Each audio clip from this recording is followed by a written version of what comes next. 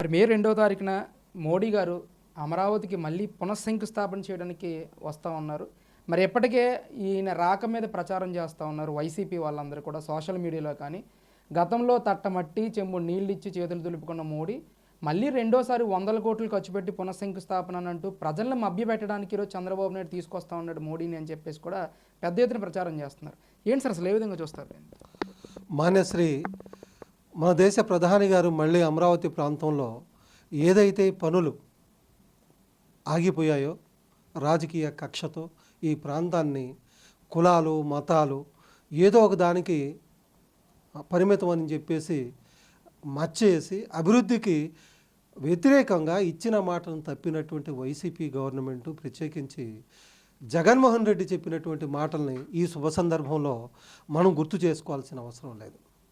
ఎందుకంటే మన ముఖ్యమంత్రి చంద్రబాబు నాయుడు గారు ఎన్నికల కంటే ముందే ఈ రాష్ట్రాన్ని 20-30 సంవత్సరాల కాలం పాటు వెనకకు పోయింది.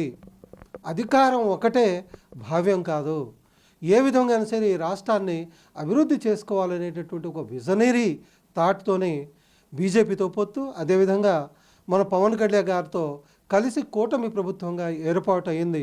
కేవలం ఒక అధికారం కోసం మాత్రమే కాదనేటటువంటి విషయం తెలుస్తూ ఉంది.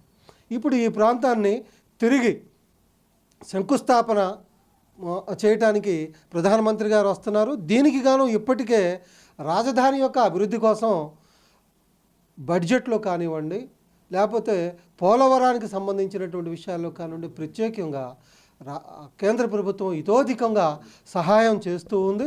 దానిలో భాగంగానే మరి ప్రధానమంత్రి గారు మరొకసారి ఇక్కడికి వచ్చేసి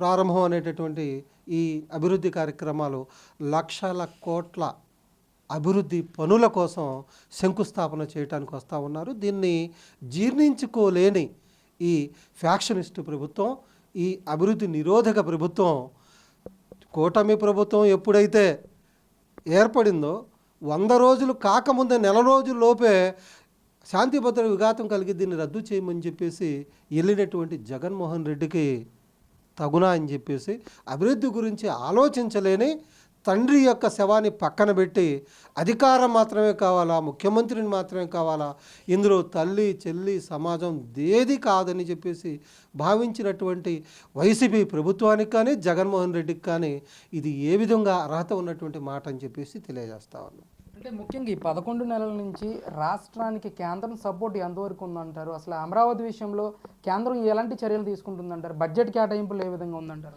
అరే బాబు, ఇంతకు ముందే కదండి నేను చెప్పాను, 20-30 సంవత్సరాలు అభివృద్ధిలో ఆంధ్ర రాష్ట్రాన్ని వెనక్కి తోసినటువంటి జగన్మోహన్ రెడ్డి ప్రభుత్వం ఈ ప్రత్యేకించి కొత్తగా విభజితమైనటువంటి రాజధాని లేనటువంటి ఈ ప్రాంతాన్ని, అందులో కాక ఆంధ్ర రాష్ట్రాన్ని వెంటిలేటర్ మీదకి నెట్టినటువంటి ఘనత జగన్మోహన్ రెడ్డిది. ఏది ఆర్థిక పరిస్థితిలో అందులో భాగంగానే కదా కూటమి ప్రభుత్వాన్ని ఆలోచించుకుంది. కూటమి యొక్క ప్రభుత్వం ఏర్పడిన తర్వాత బీజేపీ ప్రభుత్వం, ప్రత్యేకించి ఎన్డీఏ ప్రభుత్వం ఆంధ్ర రాష్ట్రానికి ఇతోధికంగా సహాయం అందిస్తూ ఉంది. అది ఇందులో బడ్జెట్లో కానివ్వండి 15,000 కోట్ల రూపాయలు కానివ్వండి, రాజధాని కోసం స్పెషల్ ఫండ్ కానివ్వండి, దీన్ని తిరిగి చెల్లించలేని రుణంగా దీన్ని కేంద్ర ప్రభుత్వం తిరిగి చెల్లిస్తుంది అనేటటువంటి మాటను కూడా నిర్మలా సీతారామన్ గారు చెప్పారు. దీని గురించి అవాకులు చవకాలు పేల్చింది వైసీపీ ప్రభుత్వం. ఒకటి కాదండి, ఏ సంస్థలో లేదా ఏ రంగంలో కేంద్ర ప్రభుత్వం సహకరించలేదో ప్రత్యేకంగా చెప్పాల్సిన ఆవశ్యకత ఈ కుర్రీలు పెట్టేటటువంటి జగన్మోహన్ రెడ్డికి కానీ పార్టీకి కానీ ఉందని తెలియజేస్తా ఉన్నాం. అంటే 11 నెలల నుంచి కూటమి ప్రభుత్వం అమరావతిలో ఎలాంటి కట్టడాలను ముందుకు తీసుకెళ్ళింది? అసలు అమరావతి రూపేమైనా మార్చిందంటారు ఈ 11 నెలల నుంచి? జగన్మోహన్ రెడ్డి ప్రాంతంలో అదే కదండి నేను ముందు చెప్పాను, ఈ ప్రాంతం కొండపైన అమ్మవారు కింద కమ్మవారు, ఇక్కడ దళితులు లేరు, ఇంకెవరు లేదు, అంత ప్రాంతం అంతా ఇంకోటి అని చెప్పేసి చెప్పేశారు. శ్మశానం అన్నావు చాలా చెప్పి అడవిని చేశాడు. ఈ ప్రాంతాన్ని మళ్ళీ ఇచ్చిన మాట ప్రకారం అమరావతి యొక్క పునర్వైభవాన్ని గుర్తించాలంటే ఏం చేయాలని చంద్రబాబు నాయుడు గారు మొట్టమొదటిగా ఇక్కడ జంగిల్ క్లియరెన్స్ అనేటటువంటి కార్యక్రమాన్ని 34 నుంచి 36 కోట్ల యొక్క దాంతో పెట్టారు. ఈ 34-35 కోట్ల రూపాయలు జగన్మోహన్ రెడ్డి బొంద మీద పోసినట్టేగా. ఆ తర్వాత ఈ ప్రాంతం మొత్తం తీసి లేఅవుట్లు మొత్తం తీసేసి మళ్ళీ ఇప్పుడు పనులు అనేది తిరిగి కొనసాగించబడ్డాయి. కళ్ళు లేని కబోజులు కొంతమంది ఎవరైనా ఉంటే ఈ ప్రాంతంలో ప్రధానమంత్రి గారు రేపు వచ్చే మే 2వ తారీఖు కంటే ముందు ఇప్పుడు 24/7 ఇక్కడ కావాల్సినటువంటి ఇన్ఫ్రాస్ట్రక్చర్ తిరిగి ఏదైతే కార్మికులు ఉండటానికి నివాసానికి అనుయోగ్యమైనటువంటి చిన్న షెడ్స్ కానివ్వండి, తిరిగి భారీ యంత్రాల యొక్క ప్రవేశం కానివ్వండి, ఆగిపోయినటువంటి నువ్వు చేపలు పెంచినటువంటి కుంటగా మార్చినటువంటి ఏదైతే వరల్డ్ స్థాయి మన శాసనసభ సంబంధించినటువంటి గొయ్యి, ఇవన్నీ కూడా చేసింది కళ్ళు లేని కబోక్షులు. మనం చెప్పగలిగింది ఏమీ లేదు. వీళ్ళందరూ కూడా అభివృద్ధి దీనికి యాబ్సిటిక్ యాసిడ్ లాగా పనిచేసేటటువంటి గవర్నమెంట్ చెప్పేటటువంటి మాటల్ని మనం పట్టించుకోవాల్సిన పని లేదు. ఈ సందర్భంగా ఈ ప్రాంతవాసిగా రాష్ట్ర వాసిగా నేను చెప్పేది ఏంటంటే, ఎప్పటికైనా ఈ ప్రాంతంలో జరిగినటువంటి విధ్వంసాన్ని ప్రత్యేకంగా చూసినటువంటి మన ప్రధానమంత్రి గారు మా కూటమి ప్రభుత్వం యొక్క సారథ్యంలో తన వంతు బాధ్యతగా ఆంధ్ర రాష్ట్రం రాజధాని లేనటువంటి ఈ ప్రాంతాన్ని తిరిగి రాజధాని నిర్మించడానికి ఇతోధికంగా సహాయపడటమే కాకుండా ఈ ప్రాంతానికి తన చేతుల మీదుగా వేల కోట్ల యొక్క ఖరీదు కలిగినటువంటి పనులని పునఃప్రారంభించేటటువంటి కార్యక్రమం ఏదైనా ఎంతైనా స్వాగతించదగిందని చెప్పేసి తెలియజేస్తా ఉన్నా, అభినందనలు తెలియజేస్తా ఉన్నా. అంటే ముఖ్యంగా అమరావతిని మొదటి నుంచి కూడా సెల్ఫ్ ఫైనాన్షియల్ ప్రాజెక్టుగా మాట్లాడుతూ వచ్చారు. మరి ఈరోజు వేల కోట్ల అప్పు అంటే రుణాలు బ్యాంకుల దగ్గర నుంచి ఎందుకు తీసుకొస్తా ఉన్నారనే ఒక ప్రశ్న ఈ సోషల్ మీడియాలో కానీ వైసీపీ నాయకుల నుంచి కానీ పదే పదే వినిపిస్తూ ఉంది. అసలు దీనికి మీరు ఇచ్చే క్లారిటీ ఏంటండి అమరావతి రైతులు? ఏమండి, సంపూర్ణ మద్యపాన నిషేధం చేస్తానని చెప్పి మద్యపానం తాగేటటువంటి వాళ్ళు తాగుబోతులను కూడా తాకట్టు పెట్టినటువంటి ఈ ప్రభుత్వం అమరావతి యొక్క అభివృద్ధి గురించి కానివ్వండి, దానికి సంబంధించినటువంటి అప్పుల గురించి కానీ మాట్లాడడానికి అర్హత లేదు. ఎందుకంటే గతంలో ఎప్పుడు మంగళవారం వస్తుందా ఆర్బీఐ దగ్గరికి వెళ్ళి బాండ్స్ తాకట్టు పెట్టి ఉద్యోగస్తులకు కూడా జీతాలు 20వ తారీఖు ఇవ్వలేనటువంటి దరిద్రపు ప్రభుత్వం వైసీపీ ప్రభుత్వం.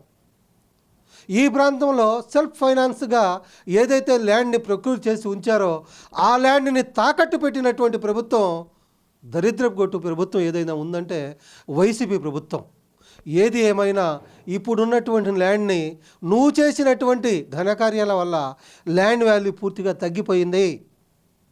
ఇక్కడ ఉన్నటువంటి ల్యాండ్ని కొంతకాలం తర్వాత ఎవరికైనా లీజ్కి ఇచ్చినా అమ్ముకున్నా డబల్ త్రిబుల్ రేట్లు వస్తాయి. ఈరోజు ఉన్నటువంటి రేట్లు అమ్ముకుంటే నువ్వు చేసిన దరిద్రాన్ని కడుక్కోవటానికి కూడా సరిపోదు. కాబట్టి సెల్ఫ్ ఫైనాన్స్ సిటీలో ఉన్నటువంటి ఇక్కడ ఏదైతే ఫైనాన్స్కి మారు రూపంగా ఉన్న ల్యాండ్ బ్యాంక్ ఉందో దాన్ని అలాగే అట్టిపెట్టి సాధ్యమైనంత వరకు అప్పులు తీసుకొచ్చి దీని యొక్క డెవలప్మెంట్ని స్టార్ట్ చేస్తే అమరావతి ప్రపంచ రాజధానిగా కొనసాగిద్ది. అభివృద్ధి గురించి తెలియని వాళ్ళు ఏదో లాజిక్లు తీస్తే దానికి సమాధానం చెప్పాల్సిన అవసరం మనకు లేదని తెలియజేస్తా ఉన్నాం. అంటే ముఖ్యంగా ప్రపంచంలోనే తొలి సోలార్ సిటీగా ఈ అమరావతి రాజధాని నిర్మిస్తున్నాము అని చెప్పేసి మాట్లాడుతూ ఉన్నారు. సో దీనికి సంబంధించి ఏం చెప్తారండి? ఏమండి, చంద్రబాబు నాయుడు గారు అందుకు విజనరీ అంటారు. ఈ ప్రపంచ రాజధానిలో సాధ్యమైనంతటువంటి కరెంటు యొక్క వినియోగం తగ్గించి సహజ వనరులైన సూర్యరశ్మి ద్వారా ఈ సోలార్ శక్తిని తీసుకొస్తూ ఉంటే చాలా డబ్బులు మనం పొదుపు చేసినట్టు అయింది. మనం డబ్బులు పొదుపు చేసామంటే ఆ డబ్బును సంపాదించినట్లే అని ఆలోచించేటటువంటి ఒక విఘ్నత కలిగినటువంటి విజనరీ మా చంద్రబాబు నాయుడు గారు.